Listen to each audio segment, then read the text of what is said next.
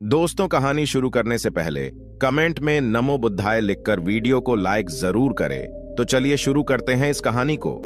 जब भी कोई व्यक्ति गौतम बुद्ध के संघ में शामिल होता था तो बुद्ध उसे सबसे पहले शांत रहने के लिए कहते थे। ध्यान की अवस्था में जाने से पहले उस भिक्षु को शांत रहना सिखाया जाता था। आज के दौर में हर तरफ सौरी शोर है। इसकी वजह से दिमाग में तनाव पैदा होना लाजमी है।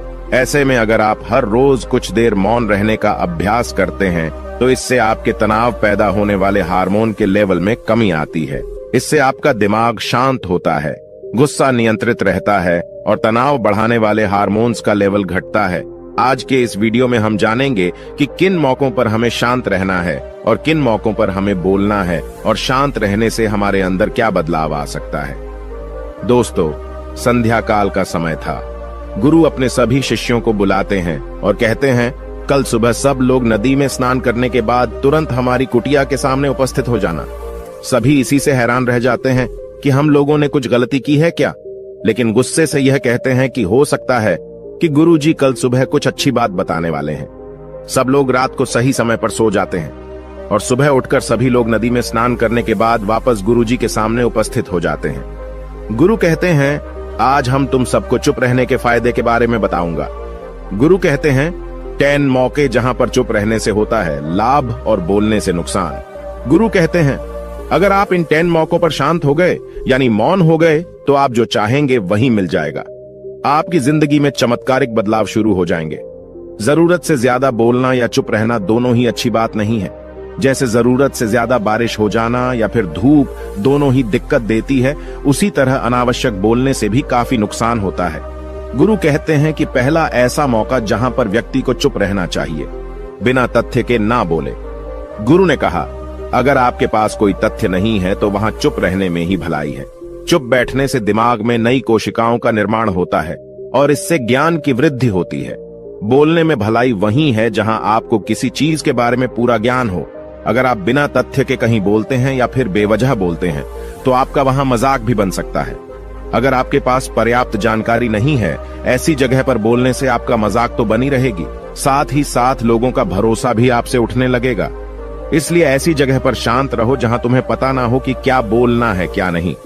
कई बार कुछ लोग ऐसे होते हैं जो हर जगह अपनी उपस्थिति बताने लगते हैं।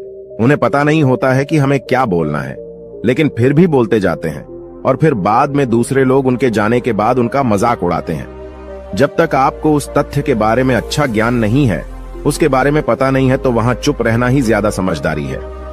गुरु ने कहा, दूसरा ऐसा मौका जहां पर व्यक्ति को चुप रहना चाहिए। शब्दों से न पहुंचे ठेस। अगर आपके शब्द किसी को मानसिक ठेस पहुंचा रहे हैं तो वहां चुप हो जाना चाहिए। कमजोर व्यक्ति के बारे में कुछ भी बोलकर आप महान नहीं बन सकते हैं। महान आप किसी कमजोर का साथ देने में बनेंगे। कई बार होता है कुछ लोग अपने से छोटे व्यक्ति को भला बुरा कहते रहते हैं। सामने वाला इंसान तो कद से आपसे छोटा है, वह आपको कुछ नहीं बोलेगा, लेकिन आप उसकी नजरों में गिरते चले जाएंगे। हो सकता है कि कल वह भी आपसे पद में बड़ा हो जाए। पद में आपसे जब वह बड़ा हो जाएगा तो आज जो रवैया आपका उसके साथ है, आने वाले समय में वह भी आपके साथ वही करेगा। आप किसी को नीचा दिखाकर बड़ा नहीं बन सकते हैं। बड़ा बनना है तो अपने से छोटे लोगों का इज्जत भी करना सीखें और साथ ही साथ बड़े लोगों का भी सम्मान करना चाहिए। लोगों को लगता है कि अगर वह अकड़कर बोलेंगे और सामने वाले को नीचा गिराने की कोशिश करेंगे तो वह बड़े बन जाएंगे, तो यह उन सब की भूल है। बड़े होने की बजाय आप उनकी नजरों में गिरते चले जाएंगे। गुरु ने आगे कहा, इसलिए शिष्यों, तुम सब जब भी बोलना आदर भाव से बोलना, ताकि तुम्हारी बात लोगों को अच्छी लगे। बोलने में भाई बहन, माता पिता, मित्र इत्यादि संबोधन शब्दों का इस्तेमाल जरूर करना। इससे तुम्हारी मान प्रतिष्ठा तो बढ़ेगी ही, साथ ही साथ लोगों की नजरों में तुम समझदार व्यक्ति बनते जाओगे। गुरु ने आगे कहा, तीसरा मौका जहां पर व्यक्ति को चुप रहने में ही भलाई है।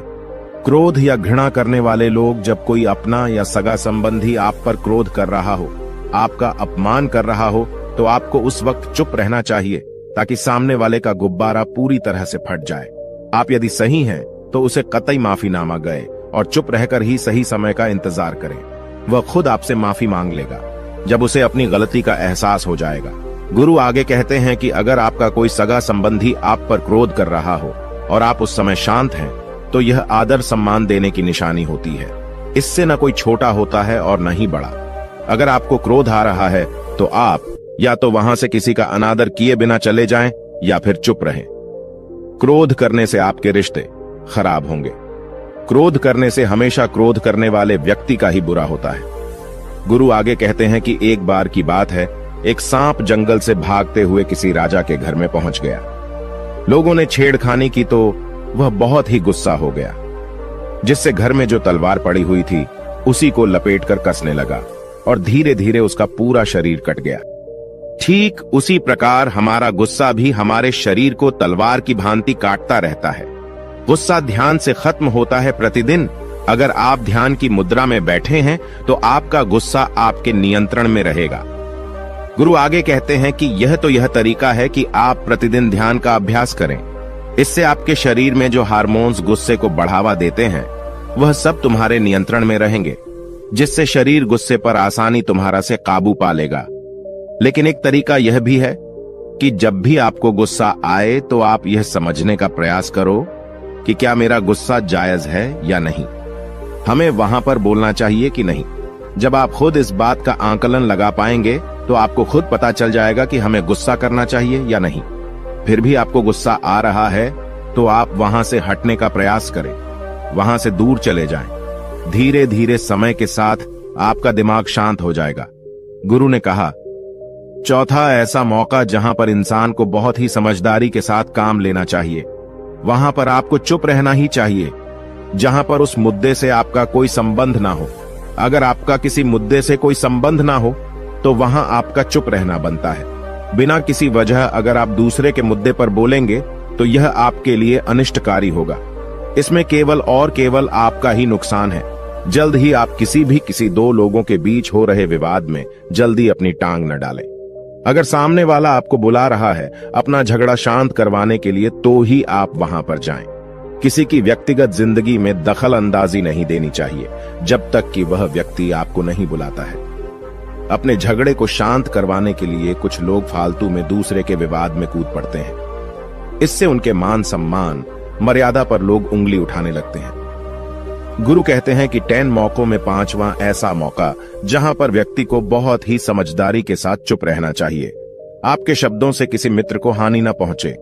अगर आपके शब्द सामने वाले के परिवार या मित्रों की प्रतिष्ठा के बारे में बुरी झलक दिखा रहे हैं तो आपको चुप रहना चाहिए। किसी के परिवार या फिर मित्र के बारे में बुरा बोलने से केवल आप ही बुरे बनेंगे। जो चीज आसानी से खत्म की जा सकती है उसे अपने शब्दों से बड़ा न करें। बिना चिल्लाए बात करने का प्रयास करते रहना चाहिए। अगर आप बिना चिल्लाए कोई बात नहीं कह सकते तो आपका चुप रहने में ही भलाई है। किसी पर चिल्लाने से आपके व्यवहार के बारे में पता चलता है। ज्यादा बोलने से चीजें हमेशा खराब ही होती हैं। कई बार कुछ रिश्ते ज्यादा तेज बोलने की वजह से टूट जाते हैं। इसलिए अपनी आवाज में मीठापन लाएं। आपके शब्दों से आपके दोस्त को हानि नहीं पहुंचनी चाहिए। कभी कभी दोस्तों के जब हम मजाक हैं तो रहे कि आपके शब्दों से किसी का अनादर ना हो। मजाक को भी हमेशा शब्दों के मायने में ही रखें। जहां किसी को शब्दों से चोट लगे वहां चुप हो जाएं। ज्यादा बोलने से हमेशा नुकसान ही होता है। किसी और की प्रतिष्ठा को अपने शब्दों के माध्यम से उसे हानि नहीं पहुंचानी चाहिए। यदि आपके शब्दों से किसी और की प्रतिष्ठा को ठेस पहुंच रही है तो वहां आपको चुप हो जाना चाहिए। जब कोई व्यक्ति आपके सामने नहीं है तो आप उस व्यक्ति के बारे में बुरे शब्द किसी तीसरे व्यक्ति के सामने न बोलें।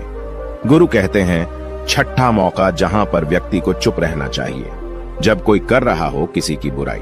जब कोई आदमी आपके सामने किसी तीसरे आदमी की बुराई कर रहा हो तब तुम्हें चुप रहकर बस सुनना चाहिए। अपनी राय व्यक्त नहीं करना चाहिए, क्योंकि जो आज आपके सामने किसी तीसरे की बुराई कर रहा है वह कल किसी और के सामने आपकी बुराई भी कर सकता है।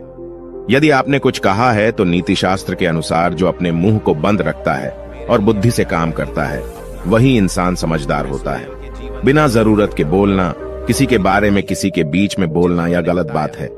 कभी कभी हमारे लिए बुद्धिमानी इसी में होती है कि हमें अपना मुंह ऐसी जगह पर नहीं खोलना चाहिए। गुरु आगे कहते हैं कि 10 मौकों में 7वां ऐसा मौका जहां पर व्यक्ति को चुप रहना चाहिए, जब कोई नहीं समझे आपकी भावना। यदि आपको लग रहा है कि कोई व्यक्ति आपकी भावना, दुख या परेशानी को शब्दों में नहीं समझ रहा है, यदि आपको लग रहा है कि सामने वाला व्यक्ति आपकी भावना या दुख को या आपकी जो परेशानी है उसको वह समझ नहीं पा रहा है, या समझने का प्रयास ही नहीं कर रहा है, या वह आपको ध्यान से सुन ही नहीं पा रहा है, तो ऐसे व्यक्ति के सामने आप चुप ही रहें, क्योंकि ऐसे लोगों को आपकी भावना या दुख से कोई मतलब नहीं होता है। ऐसे लोगों को अपना राज बताकर आप पछताएंगे ही बाद में। इसलिए हर किसी को अपने मन की बात नहीं बतानी चाहिए। अगर आपको लग रहा है कि सामने वाला आपकी बात को नहीं समझ पा रहा है, आपकी भावनाओं को नहीं समझ पा रहा है, तो वहां पर आपको नहीं बोलना चाहिए, क्योंकि आज में आपका मजाक ही बन जाएगा जब आपको लगने लगे कि सामने वाला आपकी भावनाओं को ठीक तरीके से समझ रहा है, आप जो कह रहे हैं वह ठीक से सुन रहा है, तभी आप उसे अपनी बात कहें। गुरु कहते हैं कि 8वां मौका जहां पर आपको चुप रहना चाहिए, जब कोई इंसान अपना दुख व्यक्त करे। यदि कोई इंसान अपने दुख या परेशानी को आपको बता रहा है, तो इसका मतलब यह है कि वह आपको अपना समझ रहा है। ऐसे में तुरंत ही उसे समाधान बताने के बजाय चुप रहकर उसके दुख या समस्या को सुने। उसके दुख या समस्या को किसी और को न बताएं। वह इसलिए नहीं बता रहा है कि उसकी समस्याओं का समाधान कर देंगे, बल्कि वह इसलिए भी बता रहा है कि सामने वाला उसकी बात को समझ रहा है। कई बार बताने से दुख कम हो जाते हैं। आपको अपना दुख इसलिए बता रहा होगा कि उसे लग रहा है कि आप उसकी बात को समझ रहे हैं। दुख बांटने से कम हो जाता है। इसलिए जब कोई व्यक्ति अपना दुख आपसे व्यक्त करे, तो आप चुप मारकर उसकी बात को बहुत ही ध्यान से सुनें, ताकि उसके दुख कम हो जाएं। उसके मन का बोझ हल्का हो जाए, क्योंकि उसके मन में जो भी बातें थीं वह आपको सब बता दिया। गुरु आगे कहते हैं कि 10 जगहों में 9 ही ऐसी जगह जहां पर आपको चुप रहना चाहिए। जहां पर दुष्ट प्रकृति के लोग रह रहे हों और गाली गलौज कर रहे हों, तो आप वहां पर मत जाइए। ऐसी जगहों से आप चुपचाप निकल जाएं, अर्थात अपनी प्रतिक्रिया दिए बिना आप वहां से चले जाएं, क्योंकि जिसकी जुबान खराब होती है, जो दुष्ट प्रकृति के लोग होते हैं, उनको आप ऐसे समय में नहीं समझा सकते हैं। जब उनका दिमाग पूरी तरह से शांत हो जाए, तभी वह आपकी बात सुनेंगे। इसलिए जहां पर दुष्ट प्रकृति के लोगों आपकी बात को न मानते हों और न ही सुनते हों, तो आपको वहां पर नहीं बोलना चाहिए। गुरु कहते हैं कि 10 माह ऐसा मौका जहां पर आपको शांत हो जाना चाहिए। अपनी सफलता का राज हर किसी को न बताएं। कई बार होता है कि कुछ लोग जो सफलता को बहुत ही जल्दी अर्जित कर लेते हैं, वे हर जगह अपनी सफलता का ढिंढोरा पीटने लगते हैं। ऐसे में क्या होता है कि कई लोग आपकी सफलता से खुश नहीं होते हैं। अगर आप अपनी सफलता का जबरदस्ती लोगों में ढिंढोरा पिटवा रहे हैं, तो लोगों की नकारात्मक ऊर्जा आपको प्रभावित कर सकती है। जब आप सफल होंगे तो सबको पता चल जाएगा कि आप सफल हो गए हैं। ढिंढोरा पीटने से नुकसान आपका ही होगा। इतना कहकर गुरु ने कहा, शिष्यों, आज के लिए बस इतना ही। अगर तुम सब मेरी इन 10 बातों को अपने जीवन में अपना लेते हो, तो तुम सब काफी हद तक परेशानियों से बचे रहोगे। दोस्तों, मुझे उम्मीद है इस वीडियो से आपको बहुत कुछ सीखने को मिला होगा। अगर आप नए हो तो हमसे जुड़ने के लिए इस चैनल को सब्सक्राइब करना मत भूलिएगा।